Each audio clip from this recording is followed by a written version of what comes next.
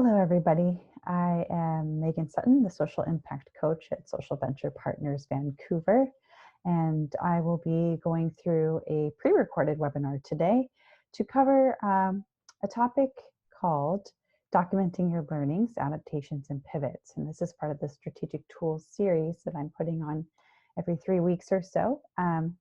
This was an event that was intended to be a group one, but we had a hard time getting schedules working together, and I also apologize, I needed to cancel last week. So as a result, I just decided to pre-record it so everybody can access this on their own. I found that the materials online weren't to my satisfaction, so I decided to record my own explanation of these tools today. But you will have access to lots of resources to learn more, and you can always book a one-on-one with me to also learn more as well. So I'm going to go ahead and begin sharing the screen here.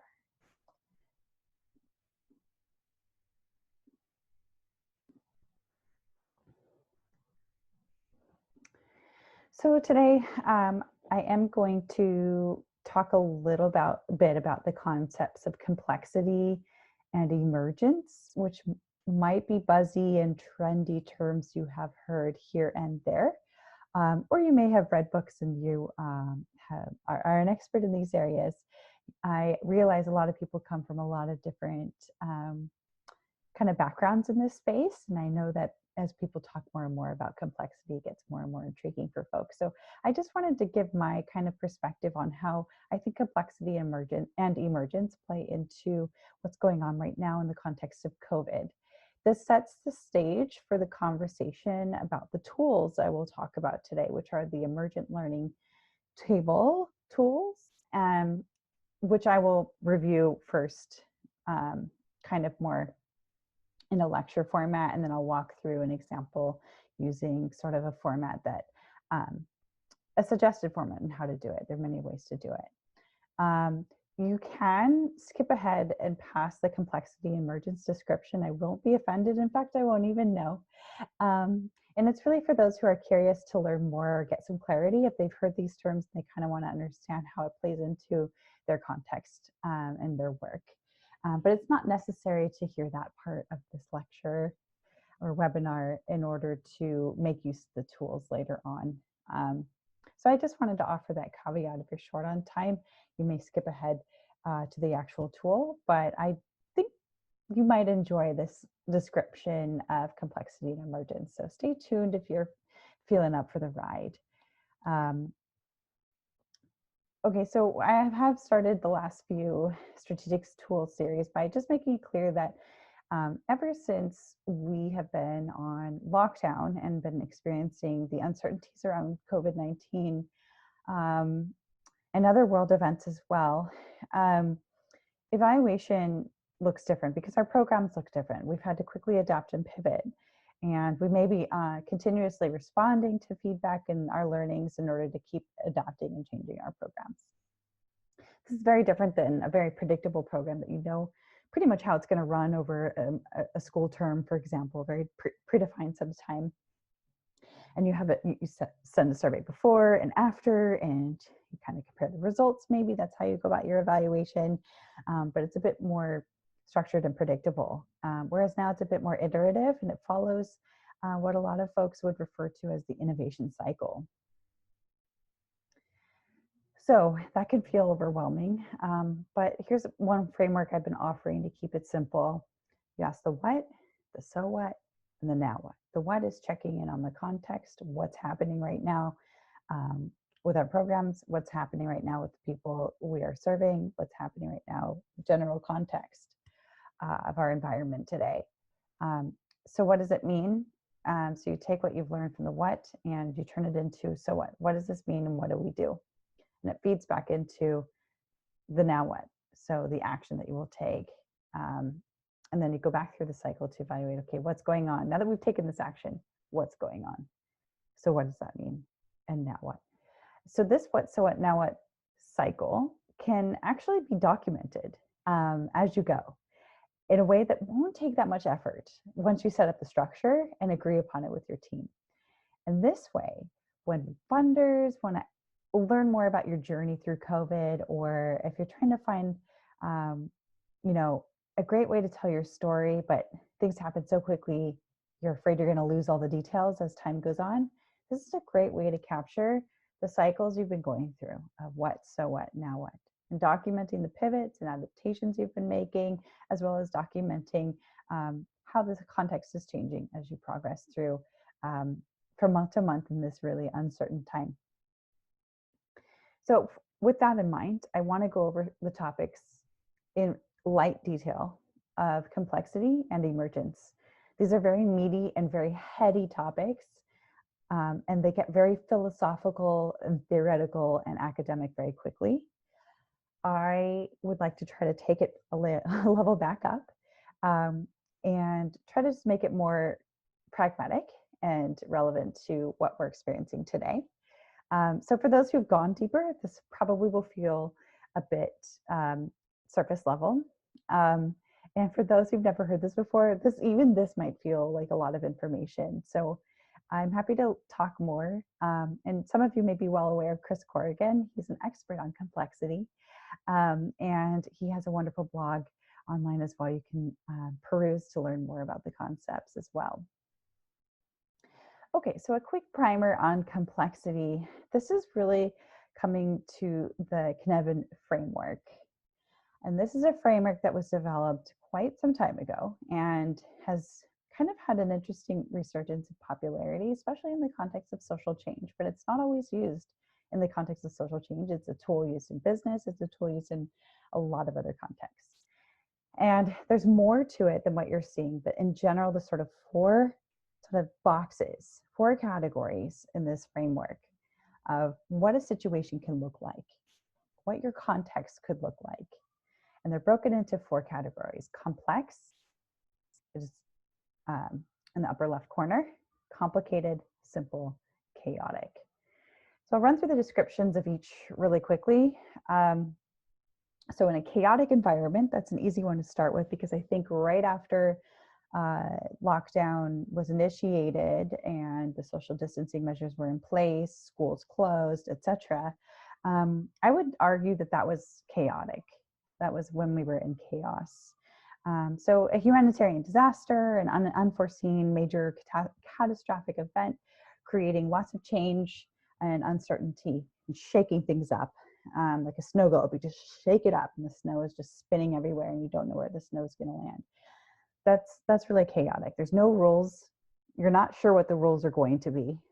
Cause and effect are totally unclear. So something you do today, you couldn't necessarily measure and say, okay, because we did this thing, we know that it had this result. And in this crazy environment, things are always changing so much that you can't really repeat an intervention and see exactly the same results. So in the chaotic environment, what you need to do is act, sense, and then respond. So unlike the other boxes, in the chaotic environment with,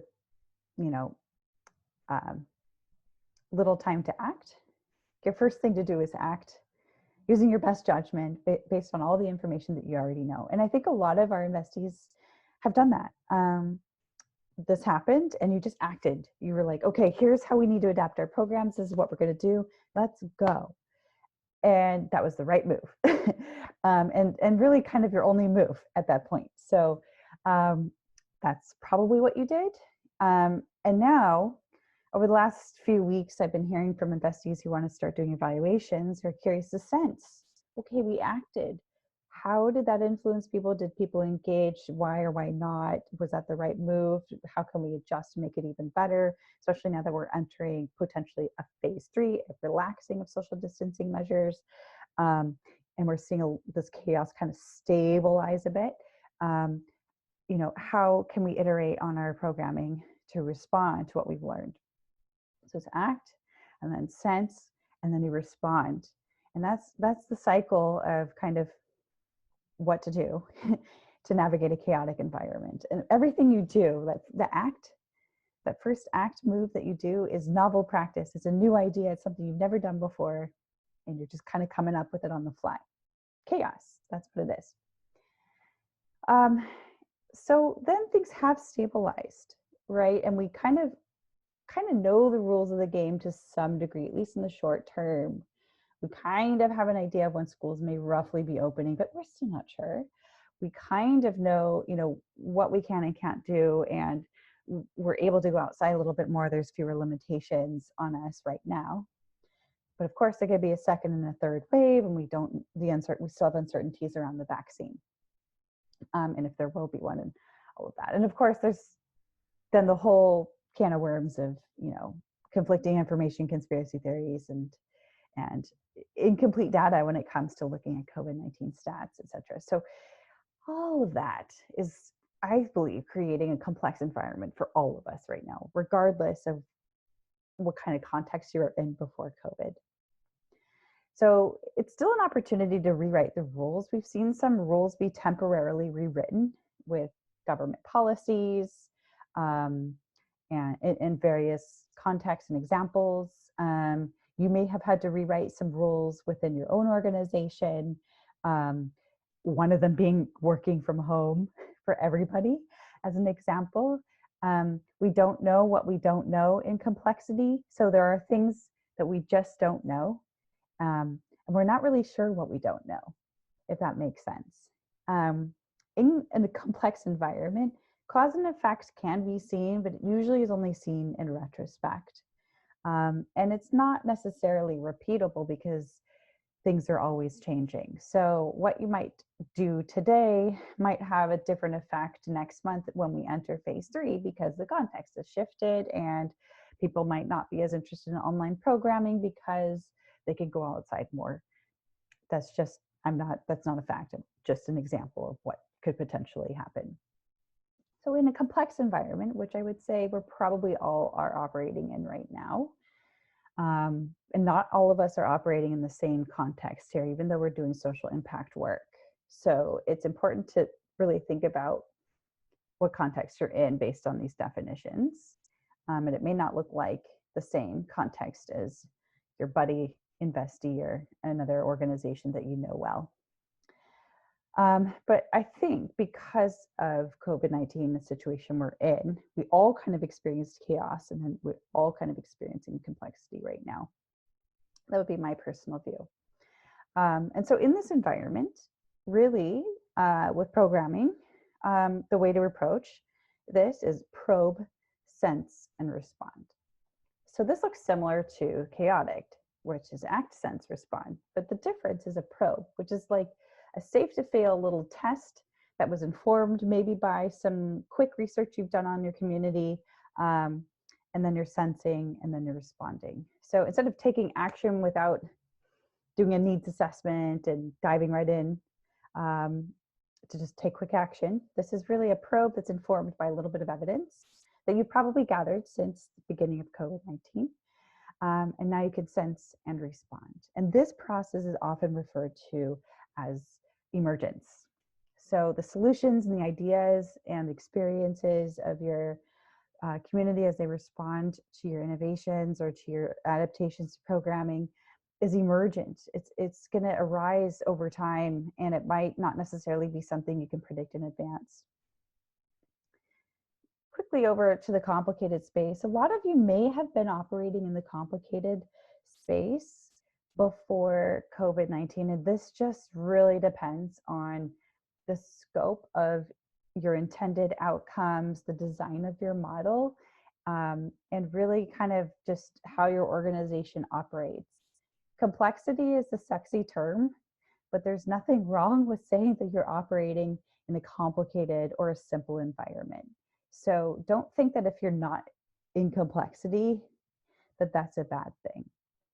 What I think is more important is actually being clear on where you're at, so you use the right tools to evaluate how you're doing.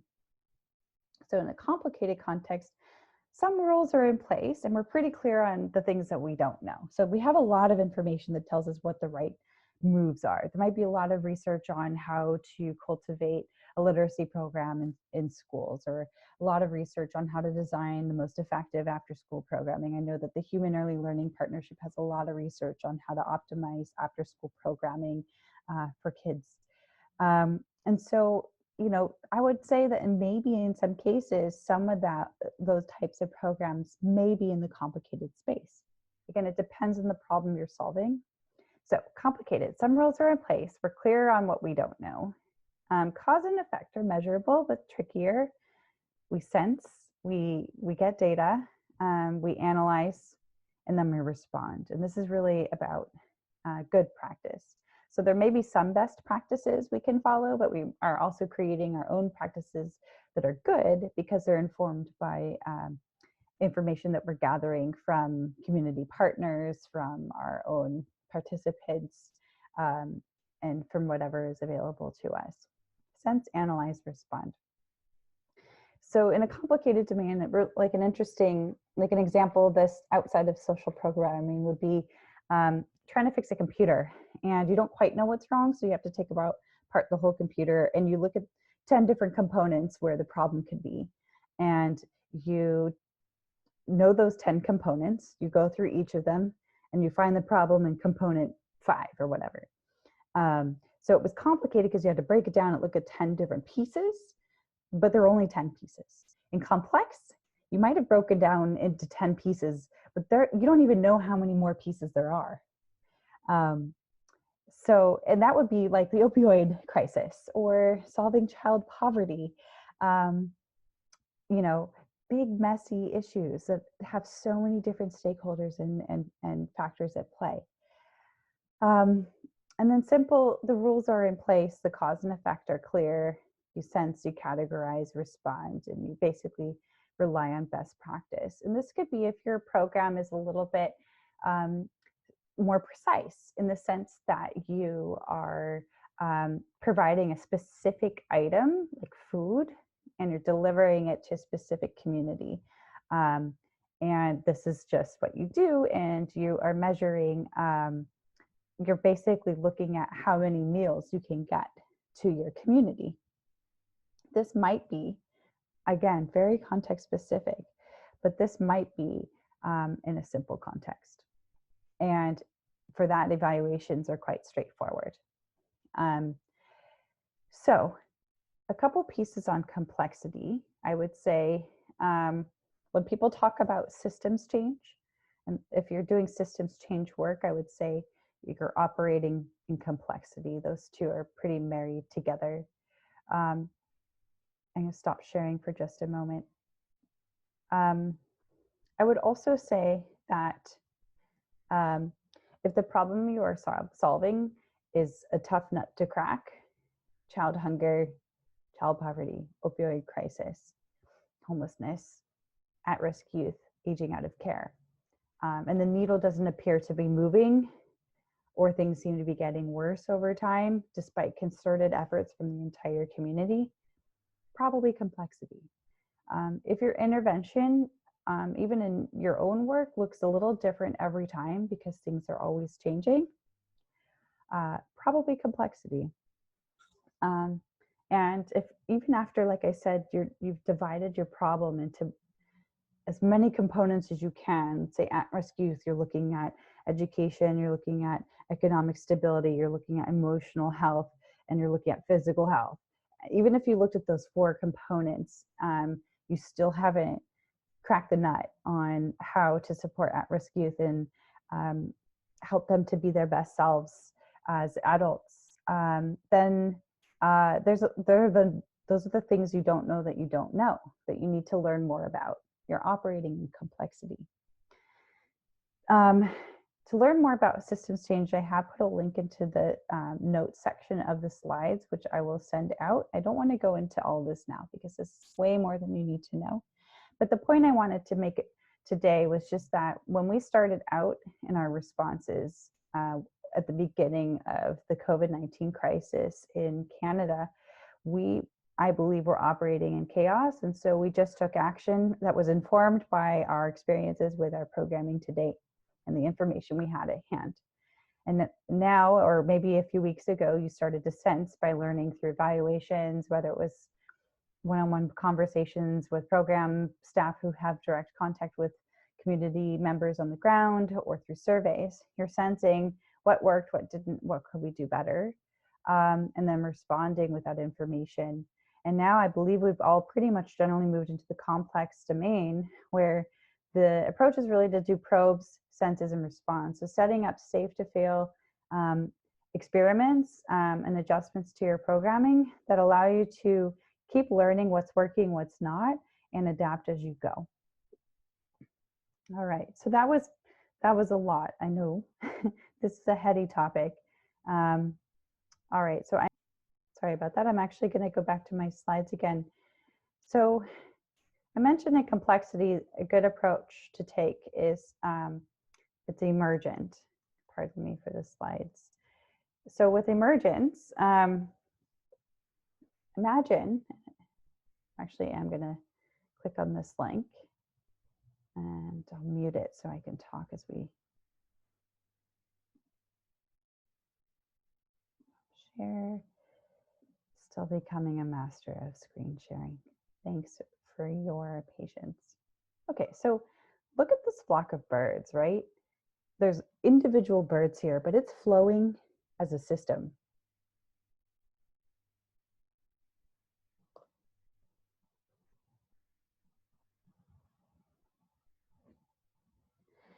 So this flock of birds are flowing as a system here. And each individual bird is making their own movements and has their own agency, but somehow this flock is all moving together. And so in a complex system, there is an order to it per se, in that we're all sensing and responding in response to other people sensing and responding to this complex environment. So that's where the concept of emergence comes from, because your solutions and your ideas emerge as you get the information in the moment, and then you make adaptive decisions. And so that's all emergence is.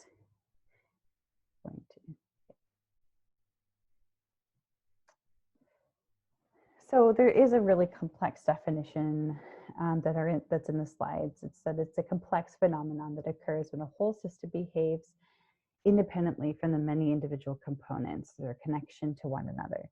So it's a bunch of pieces in a system responding to one another. And they're all responding to one another in a way that makes the whole system act in a way that's its own sort of independent living body. So that's the concept of emergence. So what does that look like? What are those individual birds doing when they're making those decisions to move and flow in the system? This is the Emergent Learning Table, the tool that I'm going to review today. This is a process that reflects the what, so what, now what cycle, which is what those birds are going through as they're in that system. They're checking out their context, saying, what do I do now? What does that mean? What do I do now? And they're going through that cycle and adapting in real time. And this is what this tool is about as well. So when we're operating in complexity, we don't have a roadmap or a clear destination. And that can feel really overwhelming, but there's still a way to find your path. And so this tool I wanted to offer to help with that process. And you're already probably doing it intuitively, but this is a way to capture it, document it, so you could tell this story later. So emergent learning is really about the cycle of testing new ideas, learning from them, and adapting quickly. Okay.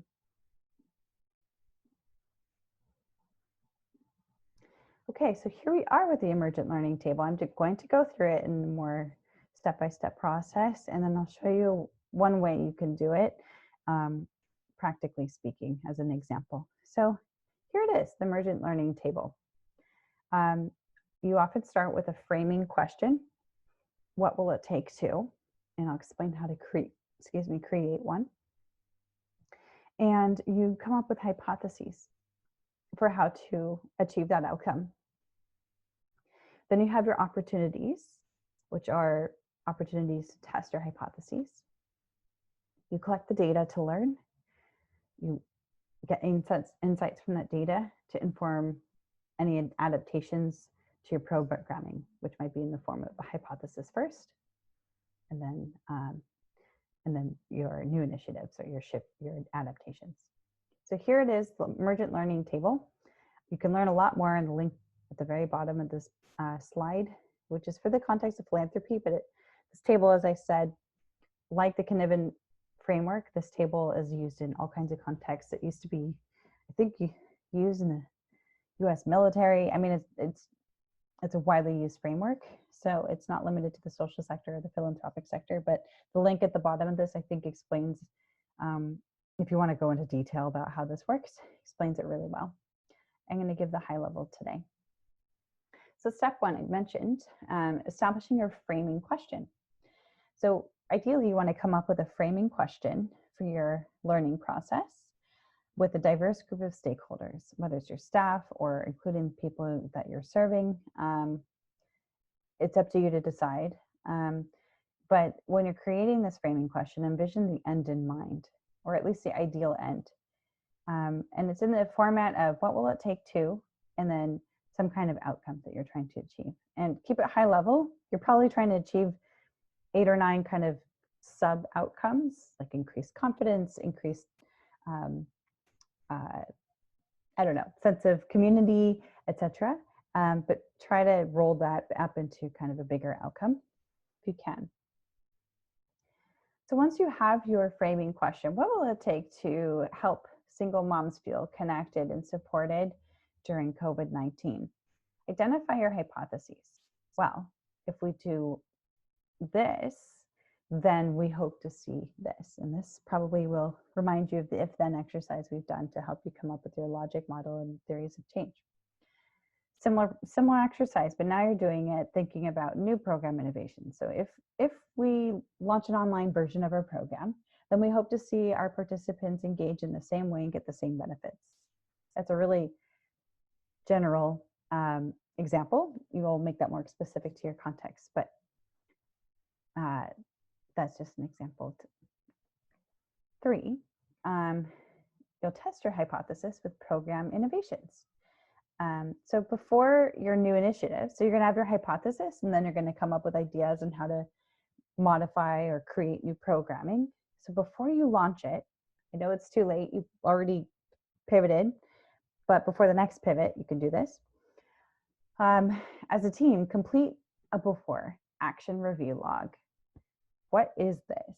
It's a very fancy term for a really simple concept where you just quickly answer these questions here. What are our intended results? What will success look like? What challenges might we encounter? What have we learned from similar situations? What will make us successful this time? When will we do an after action review? So before you make your adaptation or change, quickly as a team, throw this together. You can do this in a meeting, or maybe send out a draft before a meeting and have everyone review it and add their comments. You could create a Google form in this format so people fill it out ahead of time, and then you can discuss how to pull it together into one version, however you want to do it. This isn't intended to take a lot of time. In a quick staff meeting, you could get this down on paper and answer the questions that you think are most relevant to you. And these are examples. You can answer all of them, or you can pick just 3 if time is really of the essence. What are intended results? What will success look like? And when will we do the next review? All right, so that's before you kind of make your adaptation and move into your opportunities, your new initiative or your new program. Okay, so the program happened and it's been going for a few months or a month or however period of time you feel is appropriate.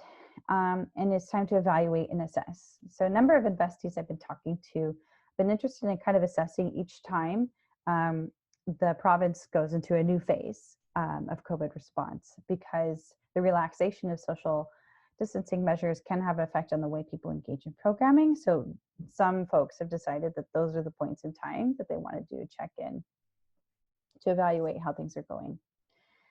So you want to get data. You want to do an evaluation. You could do this by surveying your participants. You can collect information from your program managers or from staff who have direct access to the people you're serving and can offer observations.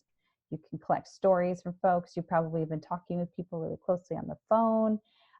All of that is data And I recommend, if you haven't to date been recording these conversations and observations, that you should find a way to do that.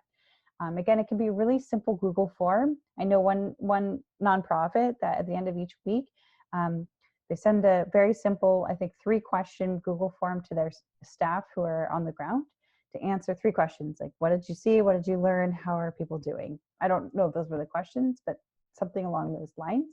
And so you're documenting every week, getting information from folks who are observing their interactions with people being served by the program. You can do direct surveys, but of course there can be survey fatigue and challenges with internet access and all of that. So I definitely don't dissuade using surveys together. I'm happy to help. But trying to do a survey maybe every month might be overburdening. So think of other ways to get this data as well. So you've collected your data and you've gotten your insights from that data, learning, okay, what's the same? What is different? What is surprising us right now? And from those insights, thinking about, okay, so people didn't respond to the program in the way that we had expected. So what does this mean for us? This is moving from the so what to the now what. So after you've done your evaluation, part of this process could be to complete an after action review. And this is just to log at this point in time, what did you learn? And the questions suggested for an action after action review are, what are our intended results? What were our actual results? What caused our results? What will we sustain or improve? What is our next opportunity to test what we learned? When will we do the next before action review? So you've done your evaluation, you've gotten your insights. You can, of course, keep any kind of evaluation results on file, dated, so you know that at this point in time is when we got these responses. And you could summarize it in an after action review to really look at the gap between what you intended and what actually happened, and then what you're going to do next. And then really it's about documenting and repeating. So I've touched on this already, but the tools that I'm offering here are ways to document this process. So this is already probably the process you're going through intuitively, but now you have a way to document it for posterity. And I'll show you an example that can be a quick and easy way to implement this process and capture all of your learnings. So using a shared online tool like Jamboard, or you could even have a physical page or a whiteboard in your office with these 4 quadrants and Post-it notes. And each time you go through the cycle, you can take a photo of it and then take the Post-its down and go through the cycle again and date that photo. I'll show you on Jamboard an example that will keep track of each iteration as you go through the cycle of these 4 quadrants over and over again. So when you repeat the process, you're identifying new hypotheses, you're completing a before action review, and then you launch, the next adaptation. You gather data and look for insights. Again, you might not always do a survey, but you can look for data in other ways, and make sure you kind of centralize that data and those insights in one place. And you document and you plan it for the next cycle. So let's go through an example, because this is a lot of sort of descriptive talking. So I'm going to switch screens.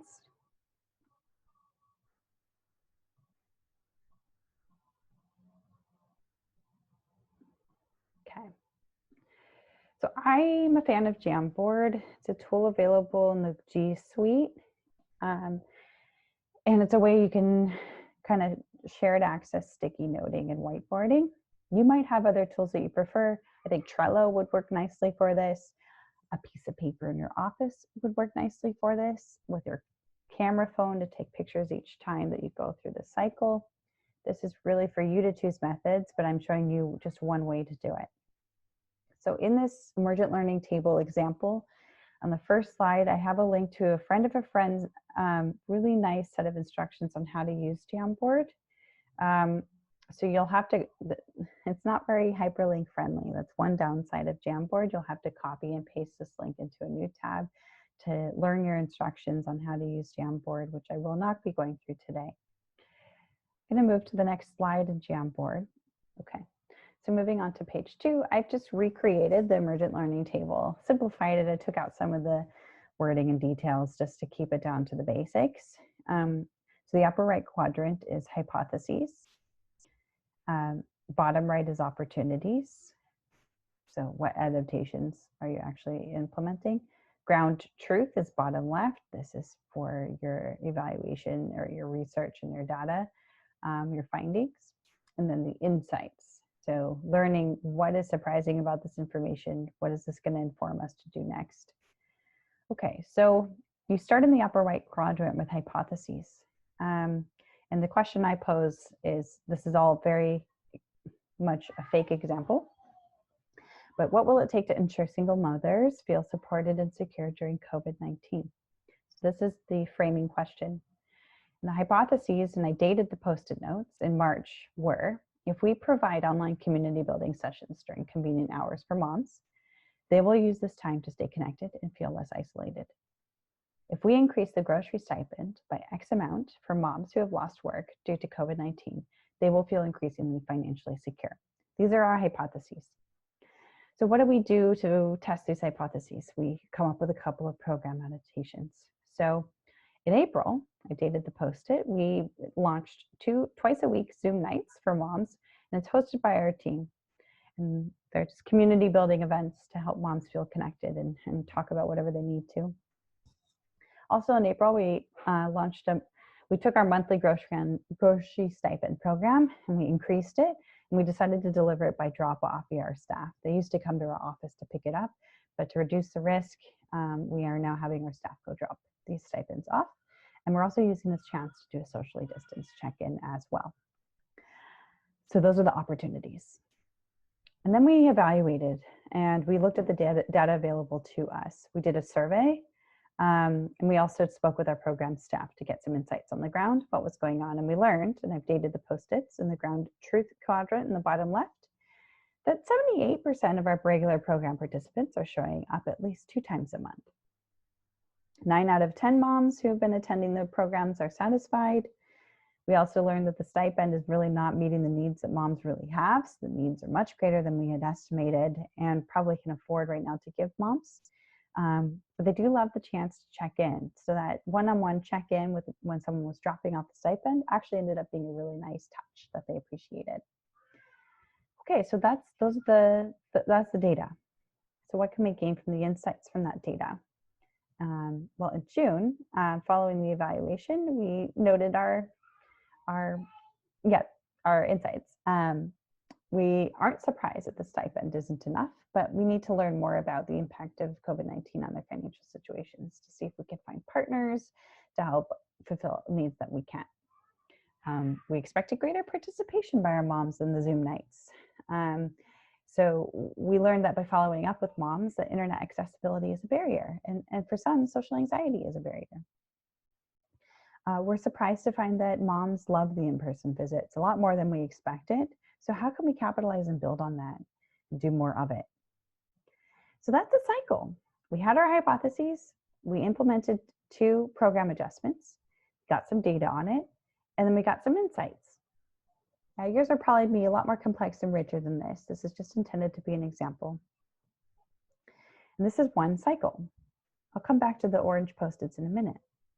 So I'm going to actually show one thing I like about Jamboard is you can copy and paste this to another section and start over again.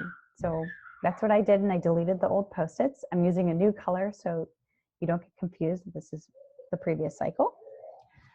And so based on the information we learned from those previous insights, we have new hypotheses here, and I dated the Post-its.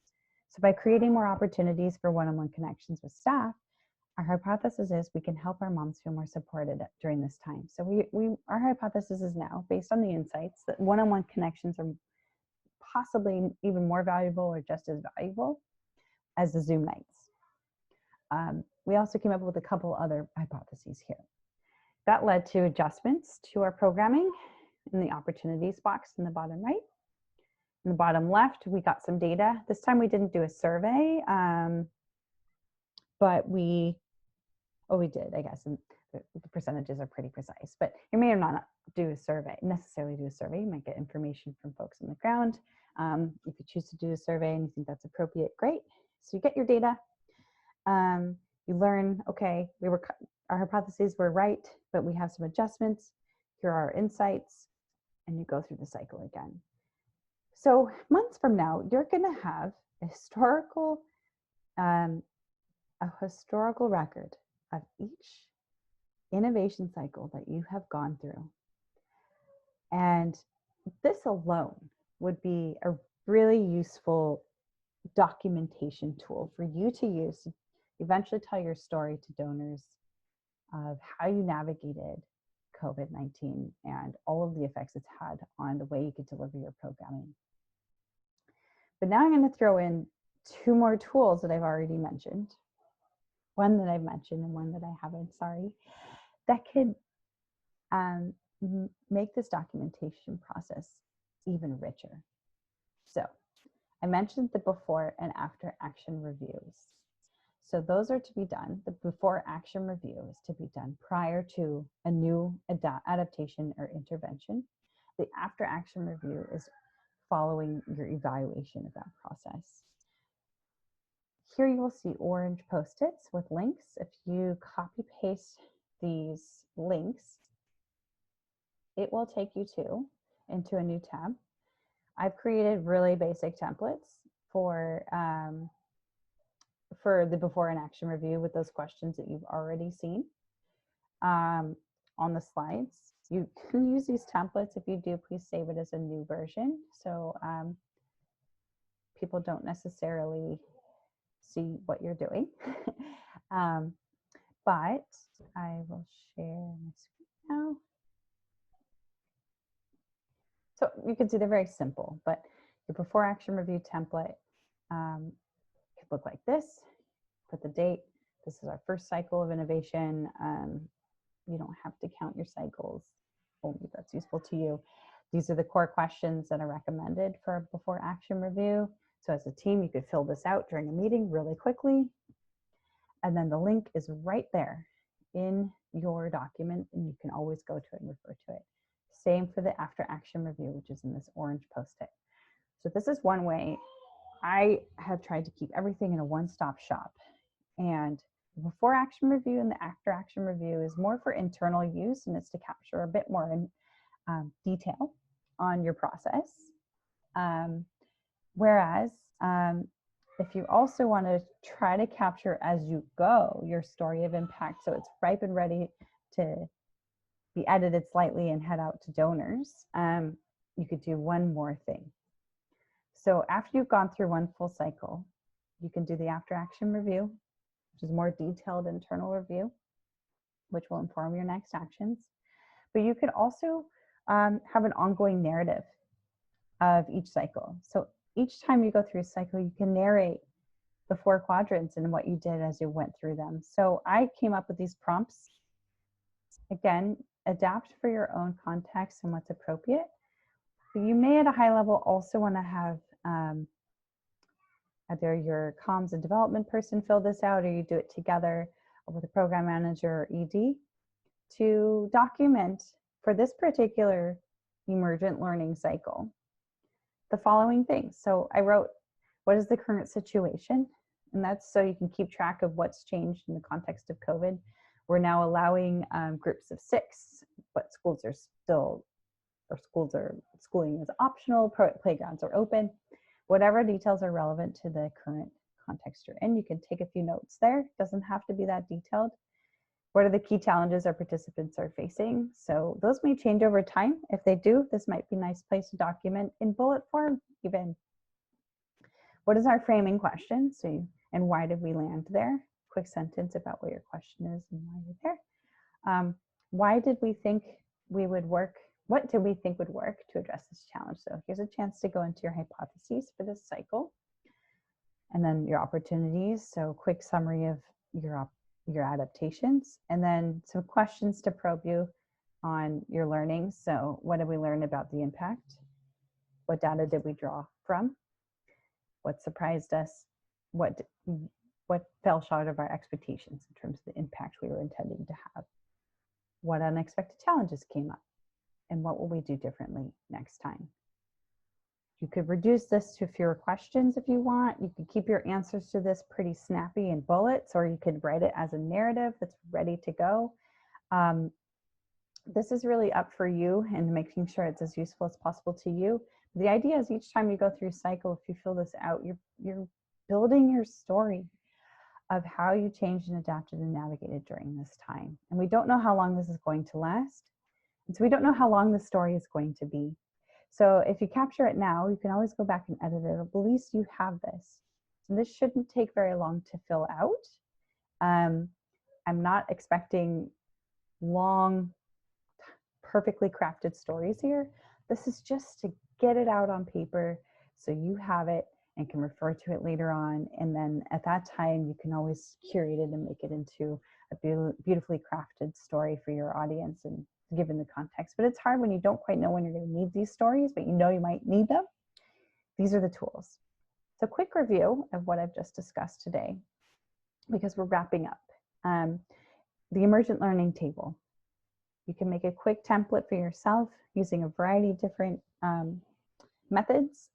I like Jamboard, that's a personal preference. Upper right quadrant is hypotheses. This is really how you think you're going to carry out the outcome that's listed in your framing question at the top. Opportunities are your adaptations to your programming in the bottom right quadrant. Bottom left is when you evaluate and what data can you collect to learn about what's happening as a result of these adaptations. Upper right quadrant, insights.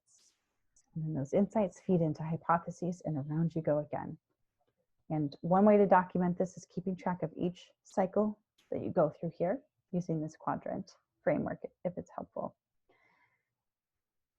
The other pieces you can use to document this in more detail is before an intervention, do a before action review. In a quick meeting as a team, fill this out.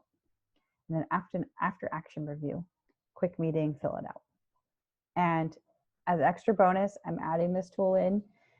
It's not part of the standard emergent learning process, but you could do a narrative. So each time you go through a cycle of 4 quadrants, you turn this into a narrative using prompts like the ones I suggest are your own. So you're capturing the story as you go. With that, I'm going to say good night, good evening, and thank you all for your time.